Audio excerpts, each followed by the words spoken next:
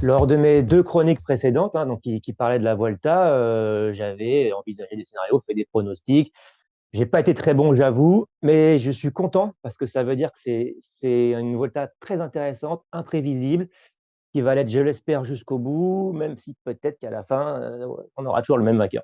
La semaine dernière, j'estimais qu'on devait, tout faire pour, Ben O'Connor parce que je croyais réellement en ses chances de remporter cette Vuelta, même s'il avait grillé 1 ou 2 petits jokers en faisant des erreurs, en essayant de suivre Primoz Roglic. Vendredi, je me suis dit, bah non, c'est foutu. Il perd quasiment 2 minutes sur Primoz Roglic. C'est beaucoup trop. Il avait de l'avance, mais il faut aussi ne pas oublier le dernier contre-la-montre, les éventuelles bonifications, etc. Donc, c'était beaucoup trop de temps perdu sur une seule étape.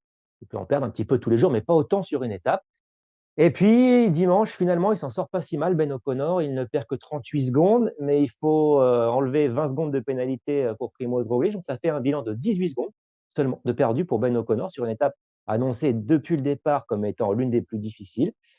Du coup, il a toujours le maillot rouge avec plus d'une minute d'avance. Ça va être ce qu'il va peut-être perdre au niveau du contre-la-montre. Il est moins fort que Primoz Roglic, mais il est quand même là. On va s'amuser à se mettre dans la tête des 3 premiers du classement général. Ça risque d'être le podium final, hein, donc Ben O'Connor, Primoz Roglic, Enric Mas. Mardi, hein, Lago de Covadonga, donc le lendemain du jour de repos, on a une étape difficile. Enfin, surtout l'arrivée. L'arrivée est très très difficile, on la connaît tous, c'est mythique. Il faut accepter d'être moins fort que Primoz Roglic ou Enric Mas.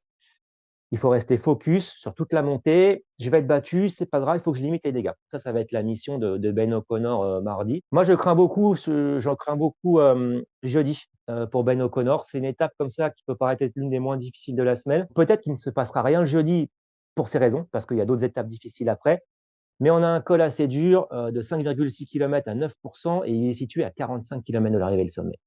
Ce qui veut dire que si Ben O'Connor bascule à 30 ou 45 secondes des leaders, de Primoz Roglic et d'Enric Mas, peut-être accompagné de Lipovic, de Vlasov, etc. Ces 45 secondes, ça peut devenir 3 minutes 45 km plus tard. Donc là, terminé pour la victoire et peut-être même terminé pour le podium. Attention Ben O'Connor, faut pas hésiter à se dire, moi, ma ligne d'arrivée, elle est à 45 bornes de l'arrivée, justement. Et après, Ben O'Connor, samedi, il a une étape qui lui correspond, je trouve. Alors évidemment, 20e étape, la fraîcheur, etc., évidemment, mais on a vu que Ben O'Connor, bon, on le sait de toute façon, est un coureur grimpeur endurant. Il n'est pas aussi explosif qu'un Primoz Roglic, on ne l'a pas découvert là. Sur 10-15 minutes, il n'est pas capable de le suivre.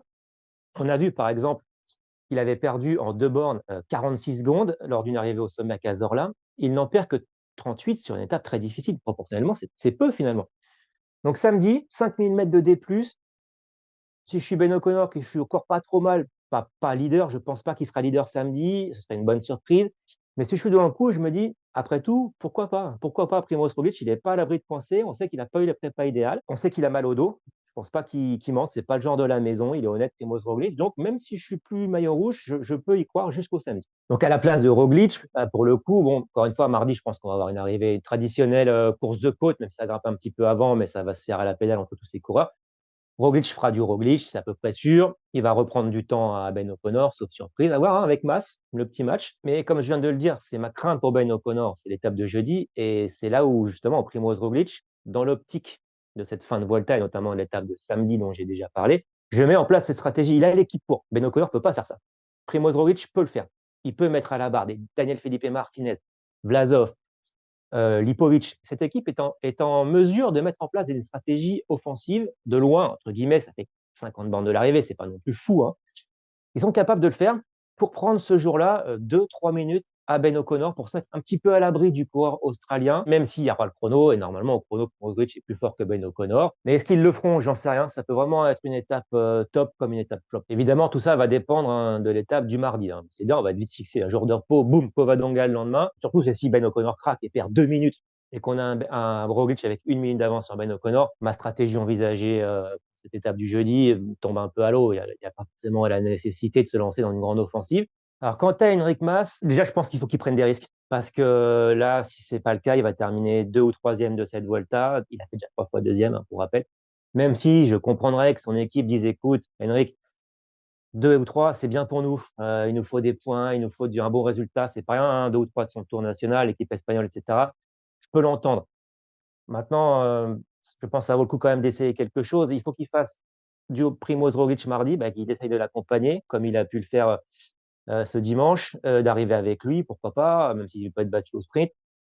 de faire, du Primož Roglič également sur l'étape du jeudi, de prendre des risques par rapport à Ben O'Connor, parce que lui, pour le coup, il a quand même du retard sur Ben O'Connor. Il va falloir le doubler, le coureur australien, et de laisser parler ses qualités le samedi. Après, on sait, hein, on en rigole un peu parfois, ce ne sont pas les rois de la tactique, hein, les Movistar, mais le samedi, ils pourront prendre des risques. Il y a plus qu'une étape et ce sera un chrono. Donc les Movistar, samedi, inventez-nous quelque chose de créatif avec du résultat. Enfin, laissez croire au moins à Enric Mas que c'est possible.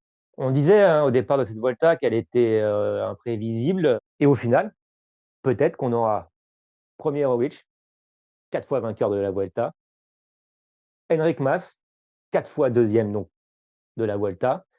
En 3, pourquoi pas Carapaz, on n'en a pas parlé, mais c'est aussi un habitué des podiums sur les grands tours. En 4, notre bon vieux Ben O'Connor qui nous aura animé la Vuelta, qui sera un peu le dindon de la farce, mais quatrième d'un Giro, quatrième d'un Tour, quatrième d'une Vuelta. Et en 5, un Mikel Landa, très souvent aussi quatrième, cinquième des grands tours. Il vient de terminer cinquième du Tour de France, hein, pour rappel. Donc, imprévisible. Et à la fin, on verra le classement, on dira, bah si, c'était prévisible en fait.